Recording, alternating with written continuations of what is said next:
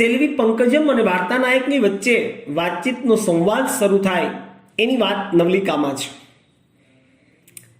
એણે જ મૌન તોડ્યું. મને ગુજરાતીમાં બોલતા સાંભળીને તમને નવાઈ ઉપજી હશે. તમારા મોંના ભાવ જોઈ હું સમજી ગઈ હતી. હું 3-4 વર્ષ વડોદરામાં રહી હતી. મારું MSc હોમ સાયન્સ મેં ત્યાં કર્યું હતું. ડિગ્રી લીધા બાદ મેં 1.5-2 વર્ષ નર્સરીમાં નોકરી કરી હતી. બાળકોના સંપર્કમાં ભાષા શીખવાનું વધુ સહેલું બની ગયું હતું. મને ગુજરાત ગમી ગયું હતું ને ગુજરાતીઓ પણ. કઈ એ મીઠું મીઠું હસી. એને લગારે શોભ થતો હોય એવું એના વર્તન પરથી મને લાગ્યું નહીં. એની બોલવા ચાલવાની ને વાતચીત કરવાની રીત એટલી સરળ, એટલી સ્વચ્છ ને એટલી મુક્ત હતી કે મારી વ્યગ્રતા થોડી થોડી ઓછી થવા માંડી હતી. ગુજરાતીઓ પણ એ શબ્દો પાછળનો ભાવ ને સૂચન બે હું સમજી ગયો હતો. મને ગમ્યા હતા. લેખક કહે છે કે એણે જ મૌન તોડ્યું. વાર્તાનાયક કંઈ બોલતા નથી, પણ સેલ્વી પંકજમ બોલવાની શરૂઆત કરે છે. મૌન તોડ્યું એટલે બોલવાની શરૂઆત કરવી. મને ગુજરાતીમાં બોલતા સાંભળી અને તમને નવાઈ લાગી હશે. સેલ્વી વાર્તાનાયકને કહે છે કે મને ગુજરાતીમાં બોલતા સાંભળી તમને આશ્ચર્ય થયું, તમને નવાઈ થઈ, અચરજ થઈ એ હું સમજુ છું. તમારા મોંના ભાવ જોઈ હું સમજી ગઈ. જુઓ, ભાવ જે વ્યક્તિ જાણી શકતી હોય, એ ભાવનાને જાણતી હોય, એ હૃદયને જાણતી હોય, અને એટલે કહે છે કે તમારા મોંના ભાવ જોઈને મને ખબર પડી ગઈ કે તમને નવાઈ થઈ હશે. હું એનું કારણ બતાવું તો હું 3-4 વર્ષ સુધી વડોદરામાં રહી હતી. ગુજરાતનું વડોદરા શહેર, સંસ્કાર નગરી વડોદરા.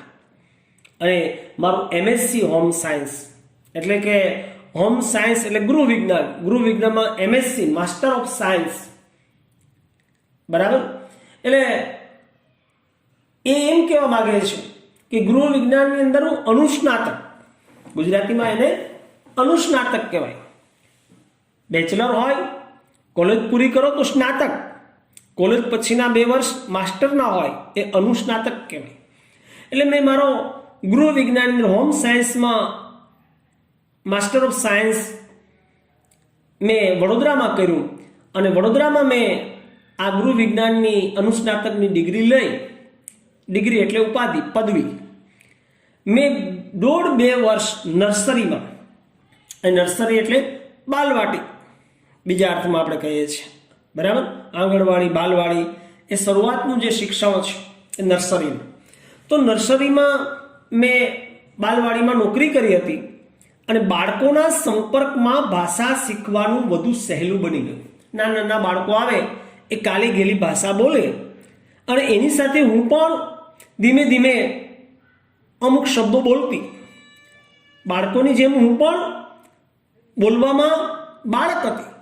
અને એના સંપર્કને કારણે, સતત સંપર્કને કારણે મને ગુજરાતી બોલતા આવડી ગયું, મને ગુજરાતી ફાવી ગયું, મને ગુજરાત ગમી ગયું હતું ને ગુજરાતીઓ પણ. જુઓ, એનો કહેવા પાછળનો ટોન જુઓ, એની વાત કરવાની રીત જુઓ. જે છે તે વાસ્તવિકતાની સાથે રજૂ કરે છે અને કેટલી સરળતાથી, સહજતાથી અને સચોટતાથી રજૂ કરે છે કે મને ગુજરાતીમાં બોલતા સાંભળી તમને નવાઈ લાગી હશે. તમારા મોંના ભાવ જોઈ હું સમજી ગઈ હતી. પરંતુ મેં વડોદરામાં હોમ સાયન્સનો અભ્યાસ કર્યો છે, ત્યાંની પદવી લીધી છે. એ પછી બાલવાડીમાં બાળકોના સંપર્કમાં મને ભાષા આવડી. જુઓ, ક્યાંય ખોટો ડોળ દમ નથી. મેં આમ કરીને શીખી, હું આમ કરીને શીખી એમ નહીં. બાળકોના સંપર્કમાં સહજતાથી હું શીખી છું, તમારી સામે બોલું છું. મને ગુજરાત ગમી ગયું હતું ને ગુજરાતીઓ પણ.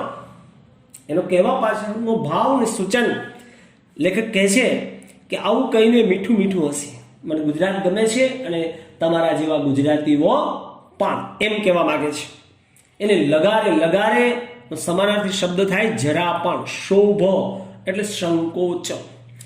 આમ કહેવામાં એને સેજ પણ સંકોચ થયો હોય એવું એના ચહેરા પર કે એના વર્તનમાં જોવા મળ્યું નહીં. એની બોલવા ચાલવાની ને વાત કરવાની રીત એટલી સુંદર, એટલી સ્વચ્છ, એટલી મુક્ત, સ્વતંત્ર, એટલી સહજતાથી સરળતાથી વાત કરે કે તમને ક્યાંય દંભ ન જોડાય, ક્યાંય ઔપચારિક ન લાગે, બધું સાહજિક, નૈસર્ગિક, કુદરતી લાગે. અને એને કારણે મારી વ્યગ્રતા, અહીં વ્યગ્રતા એટલે વ્યાકુળ, આકુળ વાકુળ થઈ જવું, એને વ્યગ્રતા કહેવાય. બેચેની, ચિંતા, એમની જે વ્યાકુળતા છે લેખકની, એ થોડી થોડી ઓછી થતી જાય છે. ગુજરાતીઓ પણ એમ જે બોલી, એ બોલવા પાછળનો ભાવ અને એનો ઈશારો, સૂચન લેખક કહે છે કે બે જાણતો હતો, મને ગમ્યું. એની પહેલી પસંદગી, મને ગુજરાત પણ ગમે છે અને તમારા જેવા ગુજરાતીઓ પણ ગમે છે, એટલે હું ગુજરાતને પસંદ કરું છું અને ગુજરાતીઓને પણ પસંદ કરું છું. એમ એણે સાંકેતિક ભાષામાં આ વાત કહી દીધી. ગુજરાતીઓ પણ એમ કહીને પોતાનો ઈશારો એણે સ્પષ્ટ રીતે દર્શાવી દીધો. હવે લેખકની વ્યગ્રતા ઓછી થતા મેં સ્વસ્થ બની બોલવા માંડ્યું. લેખક થોડાક સ્વસ્થ બની બોલવા લાગે છે. મારી મુક્તમાં મુક્ત કલ્પનામાં પણ મને વિચાર નહોતો આવ્યો કે દક્ષિણમાં મને ગુજરાતી ભાષા સમજે એવી કોઈ વ્યક્તિની મુલાકાત થશે. સાચું કહું છું તમને, મારા આનંદનો પાર નથી. તમારી બોલીમાં જે મીઠાશ છે તે મેં કોઈ ગુજરાતણમાં સાંભળી નથી. જો લેખક પણ ગાંજિયા જાય એમ નથી, એ પણ એની જેમ જ સંકેતમાં અને બહુ સ્પષ્ટ રીતે પોતાની વાત વ્યંજનામાં જણાવે છે અને કહે છે કે મારી મુક્તમાં મુક્ત કલ્પનામાં પણ મેં ક્યારેય એવી કલ્પના નહોતી કરી કે દક્ષિણ ભારતની અંદર મને ગુજરાતી ભાષા બોલતી કોઈ યુવતી મળશે, કે જે યુવતી તો દક્ષિણમાં મળશે પણ જે ગુજરાતી ભાષા, મારી માતૃભાષા ગુજરાતીને સમજતી હોય, જાણતી હોય, બોલતી હોય એવી કોઈ વ્યક્તિની મુલાકાત થશે. સાચું કહું છું તમને. જો લેખક પણ જે સત્ય છે એ રજૂ કરે છે. મેં પણ આવું વિચાર્યું હતું, પણ આ તમે જ્યારે આટલી સરસ રીતે ગુજરાતી બોલતા તમને સાંભળી અને મને નવાઈ લાગી, મને મારા આનંદનો પાર ન રહ્યો. સાચું કહું છું તમને આ બધી વાત, મારા આનંદનો પાર નથી. મને ખૂબ આનંદ થયો છે. તમારી બોલીમાં જે મીઠાશ છે, તમે જે એક્સેન્ટ સાથે, જે સ્વરભાર સાથે બોલો છો, આરો અવરોહ સાથે મરોડદાર રીતે બોલો છો, તમારી બોલીમાં જે મીઠાશ છે ને એ મેં કોઈ ગુજરાતણમાં જોઈ નથી. માતૃભાષા ગુજરાતી વાળી કોઈ સ્ત્રી પણ તમારા જેવું આકર્ષક, અનુપમ અને મીઠાશયુક્ત બોલી ન શકે. ખરેખર તમે ખૂબ મીઠું મીઠું ગુજરાતી બોલો છો, એમ લેખક એની પ્રશંસા કરે છે. હવે જુઓ, પ્રશંસા કોને ન ગમે? પ્રાણી માત્ર એ પ્રશંસાનો ભૂખો હોય છે, એને કોઈને કોઈ રીતે પ્રશંસા ગમતી હોય છે. અને એમાંય સ્ત્રી, એને તો પ્રશંસા વધુ ગમે. એ પ્રશંસાની ચાહક હોય છે, ઉપાસક હોય છે. પણ તમે જોતા હશો કે સેલ્વી પંકજમ માત્ર પ્રશંસાની ચાહક જ નથી, એટલી સમજદાર પણ છે. એટલે વાતને કેવી રીતે આગળ વધતી વાતને કેવી જુદી દિશામાં લઈ જઈને પોતાની સમજદારી, ચાલાકી અને ચતુરાઈનો પરિચય કરાવે છે. તમારી વાત સાચી છે. પારકાને મોઢે બોલાતી આપણી ભાષા કાનને વધુ મીઠી લાગે છે. હવે જુઓ, તમે થાકી ગયેલા લાગો છો, તાપ પણ ઘણો છે, લાંબી મુસાફરીમાં તમારી સગવડ પણ નહીં સચવાઈ હોય. હું તમને મહેમાન ગૃહે લઈ જાઉં, ત્યાં તમે નાહી ધોઈને તૈયાર થાઓ, હું ભોજનનો પ્રબંધ કરું છું, પછી તમે 2-4 કલાક આરામ કરો. નમતી સાંજે હું તમને ગાંધીગ્રામની સંસ્થાનો અને ત્યાંની વિવિધ પ્રવૃત્તિઓનો પરિચય કરાવીશ. જુઓ, વાતને કેવી જુદી રીતે એ વાળી દે છે. એની ચતુરાઈ કહેવાય. એક સ્ત્રી તરીકે એ કેવી રીતે નિપુણ છે એ આપણને જોવા મળે. કે તમારી વાત બરાબર છે. પારકાને મોઢે બોલાતી આપણી ભાષા કાનને વધુ મીઠી લાગે છે. હું પારકી ગણાવ, મારી માતૃભાષા તો ગુજરાતી નથી, પણ હું ગુજરાતી બોલું એટલે એ બધું તમને મીઠી લાગે, કાનને વધુ ગમે. હા, કાંઈ વાંધો નહીં. તમે દૂર દૂરથી આવો છો એટલે થાકી પણ ગયા હશો, લાંબી મુસાફરી કરીને આવ્યા છો એટલે મુસાફરી દરમિયાન તમારી સગવડ પણ બરાબર નહીં જળવાઈ હોય એટલે તમને આરામની જરૂર છે, એની મને ખબર છે.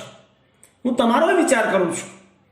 એટલે ચાલો હું તમને મહેમાન ઘરે લઈ જાઉં. સંસ્થાની અંદર એક મહેમાન ઘર છે, ત્યાં તમને લઈ જાઉં. ત્યાં તમે નાહી ધોઈ અને તૈયાર થઈ જાઓ. અને એ પછી ભોજનનો પ્રબંધ એટલે વ્યવસ્થા, સમાનાર્થી શબ્દ છે. ત્યાં હું તમારા માટે ભોજનની વ્યવસ્થા કરી દઉં. તમે થોડુંક ભોજન કરી લો, નાહી ધોઈ લો, ભોજન કરી લો અને ભોજન કર્યા પછી 2-4 કલાક આરામ કરી લો, જેને કારણે તમારો થાક ઉતરી જાય, શરીરમાં સ્ફૂર્તિ આવે અને નવા આનંદ સાથે તમે અહીંનું બધું જ વાતાવરણ જોઈ શકો, સમજી શકો. તમે થાકેલા છો એટલે હવે લાંબો સમય આપણે વિતાવવો નથી.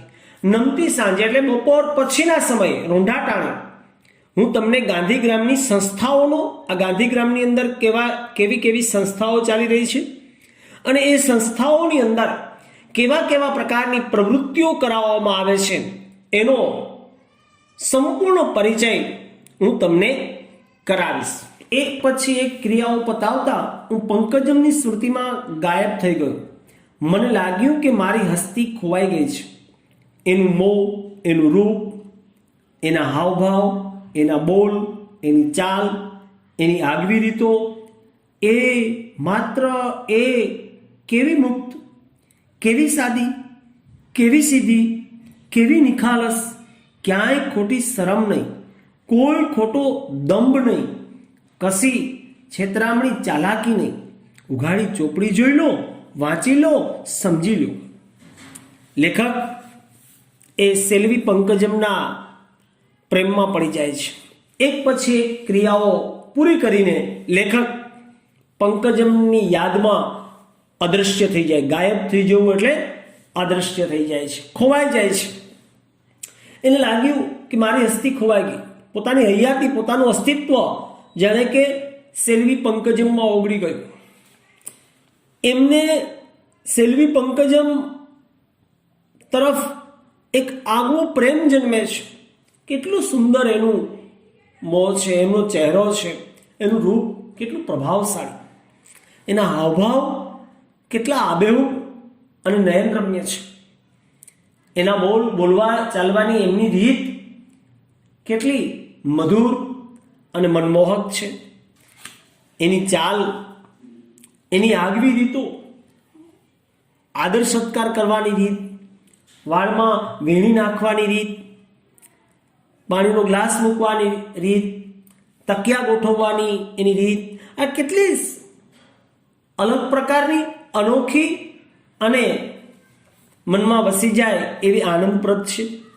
લેખક ને માત્ર એના સિવાય એને કશું દેખાતું નથી. આ પ્રેમનો પરિચય છે. જ્યારે મનની અંદર પ્રેમ જન્મે છે, કે જેના તરફ પ્રેમ જાગે છે, એના તરફ આપણને હંમેશા કોઈ દોષ દેખાતો નથી.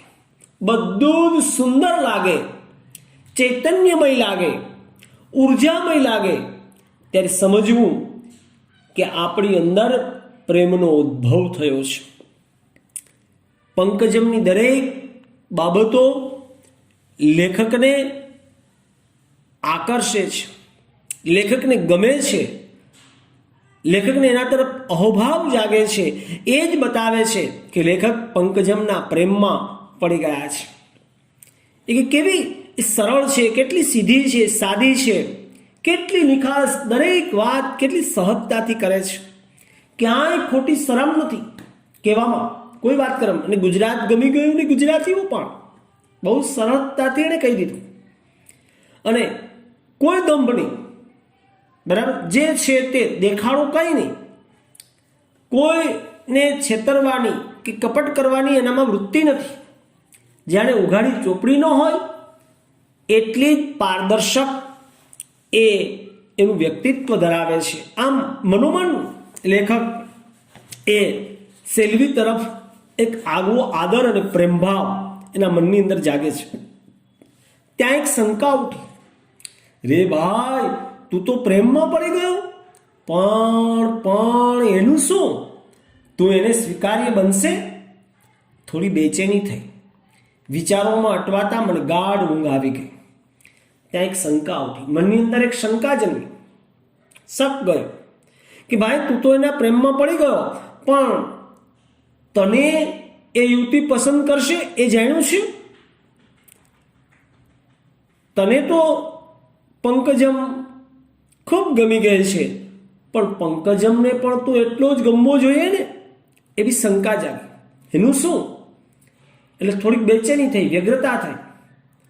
એમ થયું કે કદાચ પંકજમ મને પસંદ નહીં કરે તો, એવો એક વિચાર ઝબકી ગયો. અને લેખક કહે છે કે વિચારોમાં અટવાતા ગાઢ ખૂબ મીઠી સારી ઊંઘ મને આવી ગઈ. સાંજ મજાની હતી. હું એની રાહ જોતો, ફરી ઉત્કંઠ બનતો, લોબીમાં આટા મારતો હતો ને આવી નમસ્કાર કરી એ પગથિયા પર ઊભી થઈ રહી. હું એના આકર્ષક સ્વરૂપને જોઈ ખરેખર આભો બની ગયો. મને અનુભવ થયો કે હું કોઈ નવી જ વ્યક્તિને મળી રહ્યો છું. સાંજ મજાની હતી. નમતી સાંજે સંસ્થાઓ અને એની પ્રવૃત્તિઓનો પરિચય કરાવવાના બાને સેલ્વી પંકજમ લેખક કે ઊંઘ પૂરી કરી લીધી ત્યારબાદ આવે છે અને લેખક તૈયાર થઈને સેલ્વી પંકજમની રાહ જોતા ઊભા છે. ત્યારે કંઠ ઊંચો રાખીને, ઊંચી ડોક રાખીને એ લોબીમાં ઓસરીમાં આટા મારતા હોય છે. ત્યારે એ આવે છે, નમસ્કાર કરી અને એ પગથિયા પર ઊભી રહી જાય છે. એમનું રૂપ એટલું આકર્ષક છે, એમનો પોશાક એવો આકર્ષક અને સુંદર પહેરો છે કે લેખકને એના તરફનો પ્રેમભાવ વધી જાય છે. પહેલા કરતાં પણ એ વધુ સુંદર, દેદીપ્યમાન એને દેખાય છે. એને એમ થાય છે કે હું કોઈ નવી જ વ્યક્તિને મળી રહ્યો છું. સાદગીમાં પણ આટલી મોહક સુંદરતા ને કમનીયતા હોઈ શકે એનો ખ્યાલ મને જીવનમાં પહેલી વાર આવ્યો. મારું મન હર્ષ વિભોર બની ઉઠ્યું, કારણ આ દેખાતું ખરબચડું જીવન શહેરોના ઉપલક્યા ભપકાને ક્યાંય લજવે એવું ચીવટવાળું શોભન લબ્ધ હતું. ચોરસ ડિઝાઇનના તખ્તામાં ગામ પ્રતીકોની તપખીરિયા અને પોપટી રંગની ભાતથી શણગારેલી ખાદીની ઝીણી સાડીમાં સજ્જ હતી. કપાળમાં ગુલાબી રંગનો કંકુનો મોટો ચાંદલો હતો. લુખ્ખા ઢીલા વાળના આધુનિક સ્ટાઇલના અંબોડામાં ફૂલોની ગૂંથણી હતી. આછા બદામી રંગની પટ્ટીમાં લાલ મોહરાવાળી હાથે બનાવેલી ચપ્પલો હતી. ભભક ને મહકથી વાતાવરણ સચેતન બની ગયું હતું. લેખક કે સાદગીમાં આટલી સુંદરતા ને મોહકતા, કમનીયતા, તમે જો સાદગીમાં પણ આટલી સુંદર, આટલી સુશોભિત, આટલી કમનીય, ખૂબ જ મનને ગમવા લાગે એવી મોહકતા હોઈ શકે એનો ખ્યાલ મને જીવનમાં પહેલી વાર આવ્યો કે આ ખાદીની સાડી, પોતાનું જીવન પણ એટલું સાદું અને સાદગીમાં આટલી સુંદરતા પહેલી વખત મને ખબર પડી. મારું મન હર્ષ વિભોર, હું એકદમ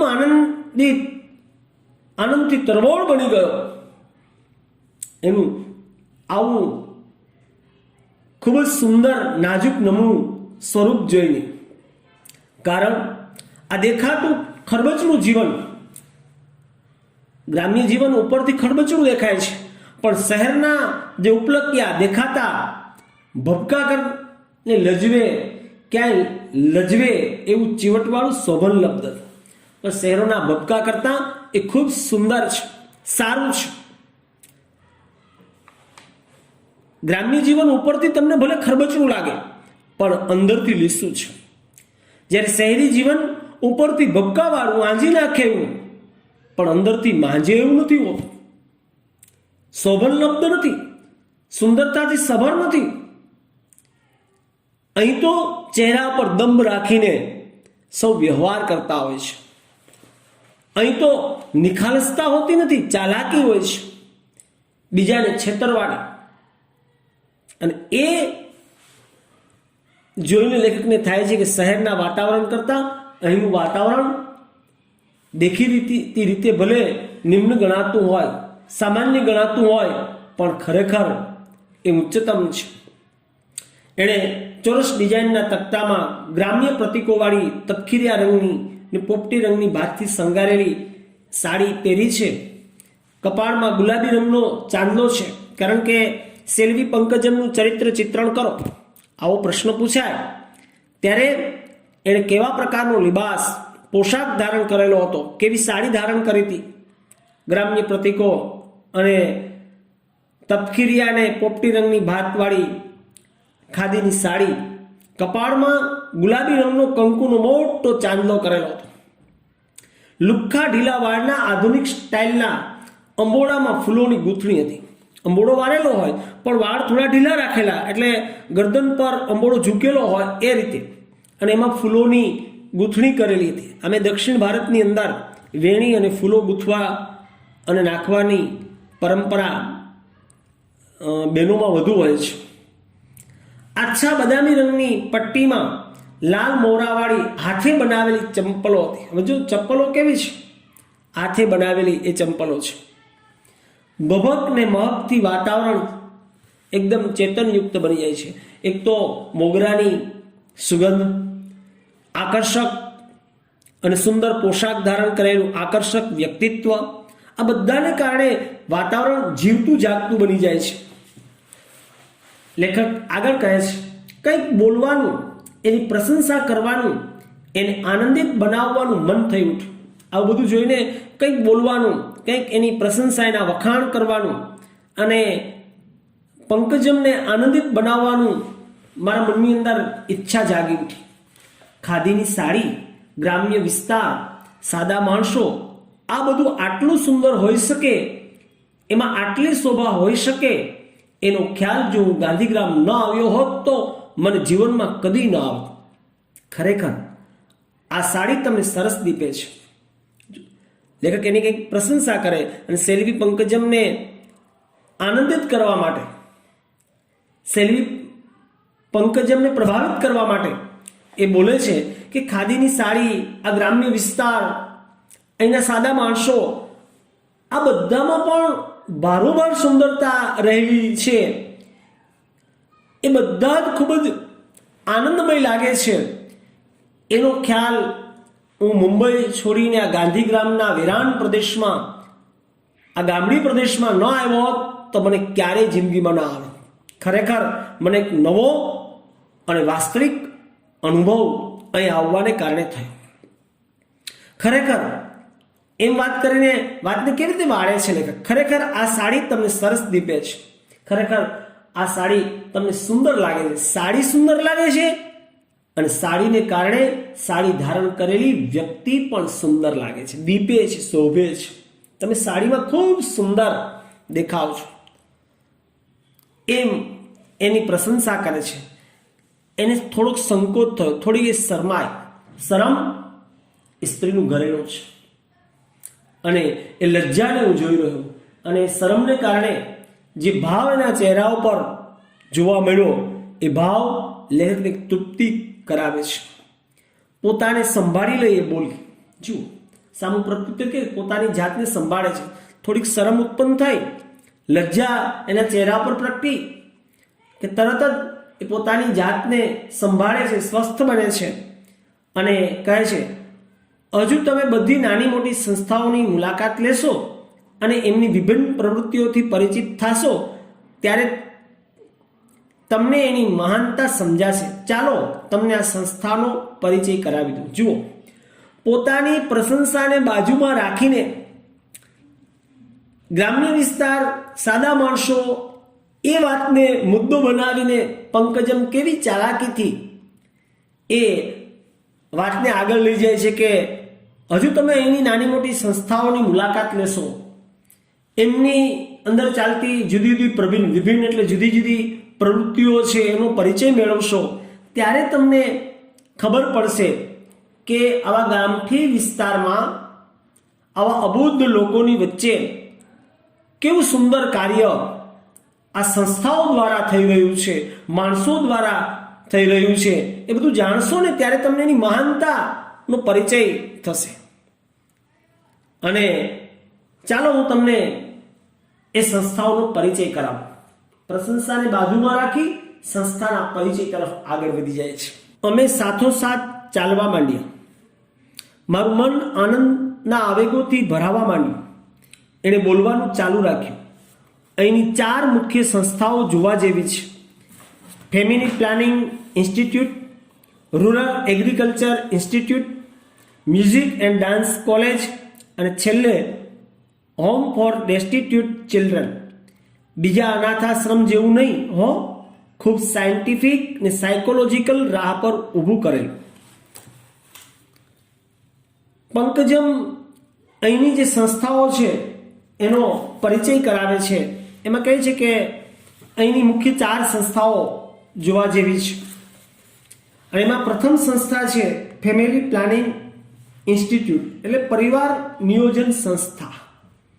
બીજી જે સંસ્થા છે એ રૂરલ એગ્રીકલ્ચર ઇન્સ્ટિટ્યૂટ, રૂરલ એટલે ગ્રામીણ, અને એગ્રીકલ્ચર એટલે કૃષિ સંસ્થા, ગ્રામીણ કૃષિ સંસ્થા.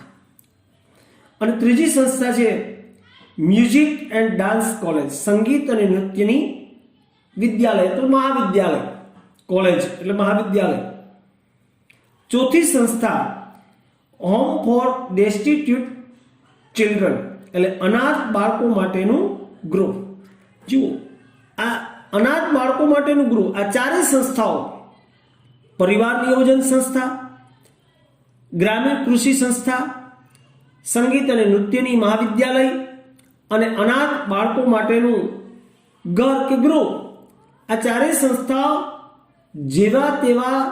જેવી તેવી સંસ્થાઓ નથી.